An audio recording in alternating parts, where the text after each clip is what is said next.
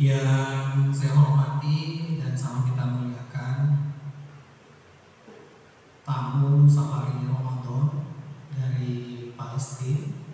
Saya sebut nama beliau Syekh Munhad Al-Hams.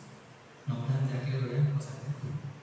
Bersama rombongan yang saya hormati Ustadz Rahmat Jafar MSI, yang saya hormati Bapak-bapak dan Ibu pengurus takmir masjid, ketua pengurus dan anggota majelis taklim, dan di khusus seluruh kita jamaah Masjid An-Nur yang insyaallah kita semua dimuliakan Allah Subhanahu wa taala. Bersyukur kita kepada Allah Alhamdulillah alamin, hari ini sudah hari yang ke-7 kita melaksanakan ibadah di bulan suci Ramadan. Kita berdoa semoga semua amal ibadah kita, puasa kita, amal Ramadan kita diterima diijabah Allah Subhanahu wa taala. Amin ya rabbal alamin. Dan malam hari ini sebagaimana yang sudah dimaklumkan oleh takmir masjid kepada seluruh jemaah sejak sebelum Ramadan kemarin, bahwasanya sebagaimana pada tahun-tahun sebelumnya kita akan kedatangan tamu dari Palestina, dan alhamdulillah umur panjang Allah memberkahi mempertemukan kita semua dengan saudara-saudara kita dari Palestina. Dan insya Allah kita akan berikan kesempatan kepada Syekh untuk bisa menceritakan bagaimana keadaan, perkembangan, dan bagaimana perjuangan saudara-saudara, saudara-saudari muslim kita di Palestina. Mungkin kita hanya banyak membaca dan mendengar berbagai media massa, dan mungkin juga yang kita baca kita dengar adalah propaganda dari kaum kafir terhadap perjuangan daripada kaum muslimin dan muslimat yang ada di Gaza, Palestina. Bagaimana mereka bisa mempertahankan negara mereka, wilayah mereka, terutama akidah mereka yang dijajah oleh kaum kafir. Dan tentu dengan kedatangan tamu kita dari Palestina ini, kita sebagai sesama muslim bersaudara ini tidak mampu untuk berjihad secara fisik, berjuang di jalan Allah. Mudah-mudahan dengan apa yang nanti akan dikisahkan berdasarkan de facto dan de jure yang ada di Palestina bisa menggugah hati kita untuk bisa berjihad. Paling tidak kita bisa memberikan donasi terbaik yang kita miliki untuk membantu perjuangan saudara-saudari kita, terutama yang banyak menjadi korban di sana adalah anak-anak dan kaum perempuan. Ya. Dan insya Allah kita sudah mempersiapkannya karena di awal-awal bulan, jadi masih banyak mungkin kelebihan yang bisa kita donasikan untuk perjuangan kaum muslimin yang ada di Palestina. Dan mungkin juga dengan apa yang nanti akan diceritakan, kita juga bisa berjihad dengan cara kita memblokade atau kita memboikot produk-produk dari kaum kafir, ya, Israel yang mendukung Israel, bahkan yang memberikan sumbangan mendukung perjuangan Israel untuk merampas hak-hak kaum muslimin yang ada di Palestina. Ya, ini sekedar pengantar dari kami mengenai kegiatan-kegiatan kita besok di masjid ini yang sudah disampaikan oleh Pak Ferry tadi, ya, jadi tidak perlu saya ulang lagi. Dan insya Allah kita berikan kesempatan. Bapak Ibu setuju ya? Kita dengarkan dulu kisah daripada bagaimana sampai Gaza. Bismillah. Bapak Ibu sekalian, saya mengucapkan terima kasih banyak atas nama himpunan Dai Indonesia yang bekerjasama dengan Yayasan Peduli Palestina Al-Hijrah atas sambutan dari takmir dari seluruh jamaah. Dan hari ini bahkan jauh-jauh hari sebelum Ramadan sudah diumumkannya. Insyaallah beberapa menit ke depan kita akan mendengarkan Syekh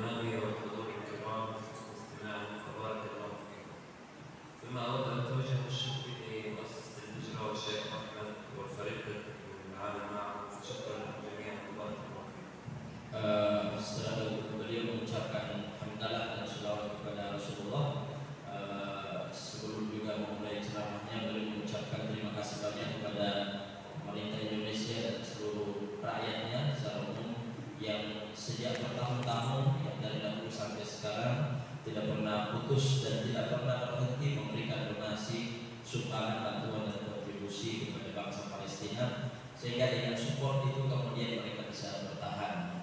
Kemudian terima kasih banyak kepada takmir masjid yang telah mempersiapkan acara ini, kepada imam jamaah, kepada seluruh jamaah dan hadirin yang hadir. Kemudian beliau juga mengucapkan terima kasih kepada lembaga Al-Hijrah dengan himpunan dari budaya Indonesia, saya sendiri sebagai ketuanya, karena bisa menghadirkan beliau dan bersilaturahmi dengan kita yang ada di Gorontalo. الكرام إن فلسطين شهر عظيم على الأمة الإسلامية، وهي أرض مباركة حفظها الله تعالى بذكر في القرآن الكريم وخصها عن باقي المدن، حين قال الله تعالى: سبحان الذي أسرى بعبده ليلا من المسجد الحرام إلى المسجد الأقصى الذي باركنا حوله لنريه من آياتنا إنه هو السميع البصير. لقد اختار الله هذه الأرض المباركة بيت المقدس وحفظ خصها عن باقي المدن وباقي البقاع في العالم لتكون مكانا للإسراء وحلقة التوصل بين السماء والأرض. فأسري بالرسول صلى الله عليه وسلم من القبة الصخرة إلى السماوات والأرض. لذلك أصبحت هذه المنطقة من المناطق التي ينبغي علينا أن نشد إليها الرحال، كما قال الرسول صلى الله عليه وسلم: لا تشد الرحال إلا لثلاثة مساجد: المسجد الحرام والمسجد الأقصى ومسجد هذا. Baik, kalau bicara masalah Palestina, kita akan berbicara masalah terpenting dari akidah kita sebagai kaum muslimin. Sebab Palestina adalah tanah yang kemudian Allah khususkan, Allah spesialkan, Allah istimewakan, karena penyebutannya secara khusus dalam Al-Quran surah Al-Isra ayat yang pertama, Subhanalladzi asra bi 'abdihi lailan minal masjidil haram ila al-masjidil aqsa. Allah memperjalankan Nabi Muhammad dari Masjidil Haram di Mekah ke Masjid Al-Aqsa. Di mana letak Masjid Al-Aqsa? Tentunya di Palestina. Lalu kemudian Allah menjelaskan, menegaskan alladzi barakna haulahu, yang kami berkahi dia dan sekitarnya, yakni Palestina dan seluruh daerah-daerah negara yang ada di sekitarnya mendapatkan tampias keberkahan dari Masjid Al-Aqsa dan Palestina itu sendiri. Sehingga beliau kemudian menyadarkan kita kembali bahwa Masjid Al-Aqsa kemudian Palestina yang disebutkan oleh Allah dalam Al-Quran secara khusus itu sekarang sedang terjadi dan ingin kita bebaskan. Sudah bertahun-tahun sejak 1948 tanah ini belum merdeka. Masjid Al-Aqsa masih di bawah wilayah kekuasaan Israel, dan itu yang ingin kita jadikan sebagai proyek demi akhirat, ya. Oleh karena itu Bapak Ibu sekalian yang dimuliakan Allah, dengan mengetahui bahwa Palestina sampai hari ini belum merdeka, maka kita akan semangat lagi untuk membantu saudara-saudara kita yang sedang berjuang. ثم أيها الأخوة الكرام، إن فلسطين فضلا عظيما على الأمة الإسلامية وعلى المسلمين عبر العديد من القرون.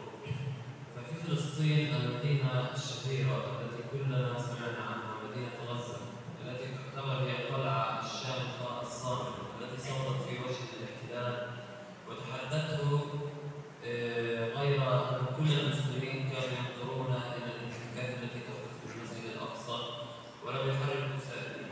فهذه غزة التي كانت وبدأت من الحجارة وسخرت نفسها لتكون ذراعا للمسجد الأقصى رغم عدم إمكاناتها وعدم وجود مقارنة بينها وبين هذا المحتل الظالم. فبدأت الدفاع عن المسجد الأقصى في كل وقت وحين. ففي 7 أكتوبر كانت الهجمة الماضية التي وجهها المقاومة الفلسطينية إلى الاحتلال في غلاف غزة، في حدود غزة، حيث دخلوا إلى إسرائيل وخطفوا من الجنود وأسروهم وقتلوا من الجنود ما قتلوا وعادوا إلى فلسطين، لتكون هذه أكبر ضربة تلقاها الاحتلال منذ سنين عديدة.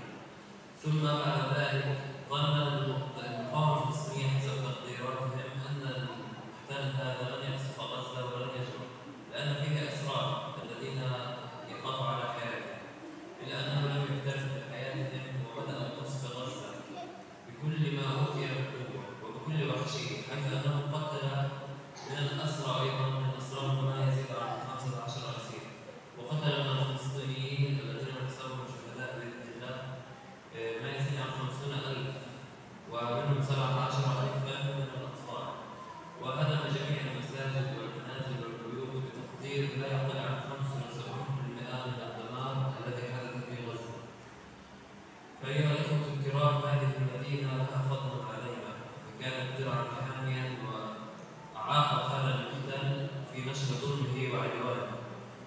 كمسلمون لا ينبغي أن نتركها وحدها، لا يليق بنا أن نجعلها بعد كل هذا العناء وكل هذا التكلف الذي كلفت به نفسها أن نتركها وحدها ونذهب أو لا نتكلم.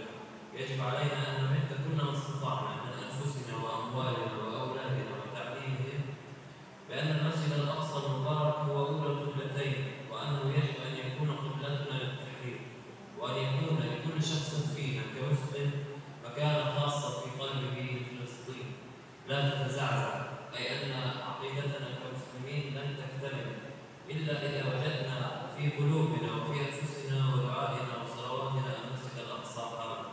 يجب علينا تحريره من كيد هذا العدوان الغاشم وبركة. ما شاء الله. Bapak-Ibu sekalian, poin yang kedua boleh sampaikan. Jadi di dalam Palestina ada satu kota yang paling terkenal.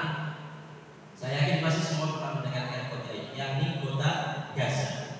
Padahal di dalam Palestina itu banyak kota, cuma yang paling terkenal adalah kota Gaza. Kota yang menjadi sasaran utama dan pertama dari penjajah Zionis. Kenapa mereka ingin menghancurkan kota Gaza kecil ini? Karena di dalam kota ini lahir para pejuang yang menggagalkan misi daripada Zionis untuk menguasai Palestina, menjadikannya sebagai Israel Raya. Ini seandainya tanpa Gaza maka Palestina sudah tiada, sudah selesai sejak lama. Tapi karena ada orang-orang yang militan kota Gaza, ya, lahir para pejuang namanya Harakatul Muqawamah Al-Islamiyah, gerakan perlawanan Islam terhadap Zionis penjajah, maka alhamdulillah sampai hari ini Masjid Al-Aqsa masih terjaga. Jamaah sekalian, mereka sudah mewakili kita, mewakafkan diri mereka sebagai perwakilan seluruh kaum muslimin di belahan dunia untuk menahan penjajahan, membela Masjid Al-Aqsa dari cengkeraman orang-orang Zionis Islam. Oleh karena itu Bapak-Ibu sekalian, beliau mengatakan jangan tinggalkan Gaza, jangan biarkan Gaza berjuang sendiri. Ini kota kecil dengan kekuatan senjata yang sangat-sangat sederhana, militernya tidak selengkap militer Israel, didukung oleh negara Amerika, didukung lagi oleh negara-negara adidaya lainnya. Tapi alhamdulillah dengan kekuatan iman, dengan bantuan dan support dukungan kaum muslimin dari seluruh dunia, kekuatan-kekuatan negara adidaya itu sampai hari ini tidak bisa menaklukkan kota Gaza. Jamaah sekalian, oleh karena itu beliau yang menghimbau dari kita semua untuk tidak melupakan perjuangan saudara-saudara kita yang ada di Palestina. Sejak tanggal 7 Oktober sampai hari ini yang mati syahid, meninggal, melayang nyawanya akibat dari perang antara Palestina dan Israel ini sebanyak 50.000 nyawa. Bayangkan, saya ingat sekali kalau tahun kemarin saya datang dengan Syekh Abdurrahman Jabir baru 16.000. Tapi untuk hari ini yang meninggal syahid lebih dari 50.000 nyawa. Di antara 50.000 itu ada 17.000 anak-anak yang meninggal dunia. Bayangkan 17.000 anak-anak, ya, belum para pemuda, belum perempuannya. Dan penjajah ini tidak pandang bulu, mau tua, mau muda, mau anak kecil, mau baik, dihantam semuanya. Apalagi anak-anak kecil. Kenapa anak-anak kecil juga dijadikan sebagai sasaran?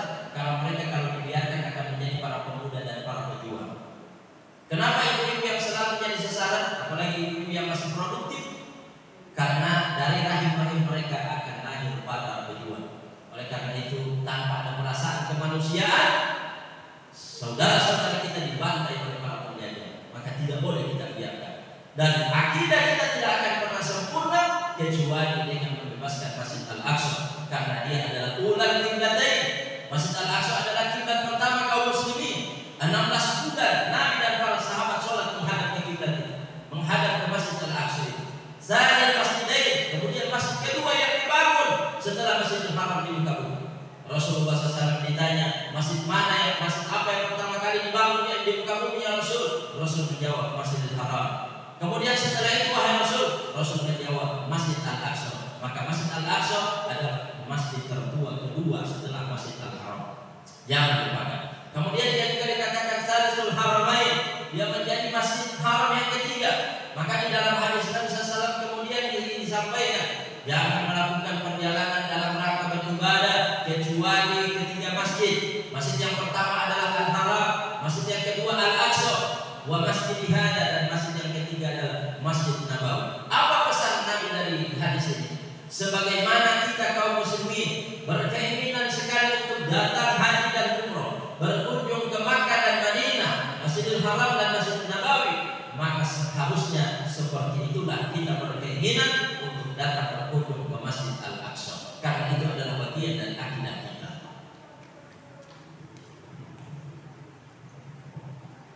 ثم أيها الأخوة الكرام، نحن كمسلمون لنا حق على هذه المدينة ولنا واجب بمساعدتها، ونحن بحكم البعد والمسافة التي بيننا وبين القدس من أندونيسيا إلى القدس، وعدم قدرتنا على تجاوز الحدود والذهاب إلى هناك والمجاهدة بالسلاح والعتاد ومساعدة أهل هناك، إلا أننا نمتلك أسلحة أخرى من نوع آخر ذات تأثير قوي وفعلي، مثل المقاطعة ومثل الدعاء ومثل الإنفاق في سبيل الله.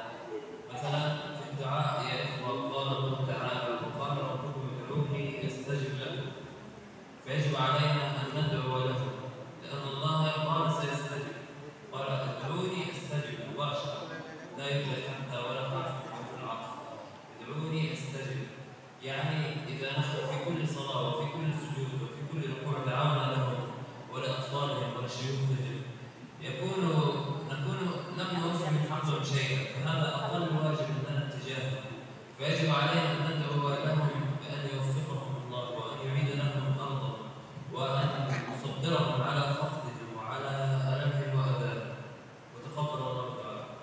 Baik, sekarang kita bicara masalah kewajiban. Ada 3 senjata yang kemudian bisa kita lakukan untuk membantu perjuangan saudara-saudara kita di Palestina.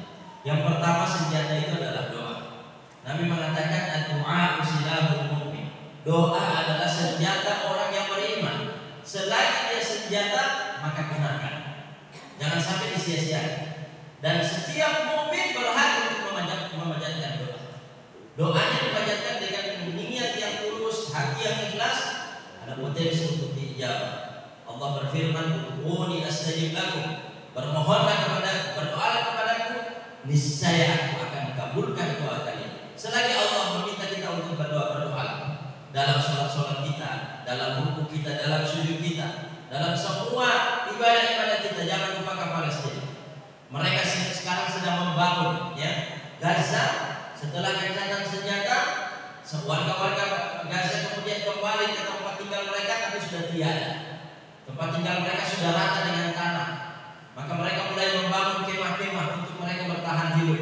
Nah, jamaah sekalian, doakan mereka supaya diberikan kekuatan, diberikan kesabaran dan mungkin saya kembalikan lagi ke takmir atau ada pengumpulan donasi. Silakan Bapak Ibu sekalian yang sudah bawa infaknya, ya, dimasukkan ke kotak amal. Barangkali juga ada yang tidak sempat bawa. Saya yakin ada juga yang mungkin tidak sempat bawa karena lupa, maka bisa diambil setelah sholat tarawih, kemudian nanti diberikan kepada pihak takmir atau langsung kepada tim Safari dari Al-Hijrah. Dan juga kami menyediakan infak komitmen sebagaimana biasanya bagi orang yang ingin berdonasi secara berkala, ya, kalau tidak punya uang cash hari ini, maka bisa ditransfer melalui rekening yang akan dibagikan nanti insyaallah. Demikian dari kami, jazakumullahu khairal jazaa, Allahumma waffiq ila aqwamit thariq wa nasrun minallahi wa fathun qarib wa basyir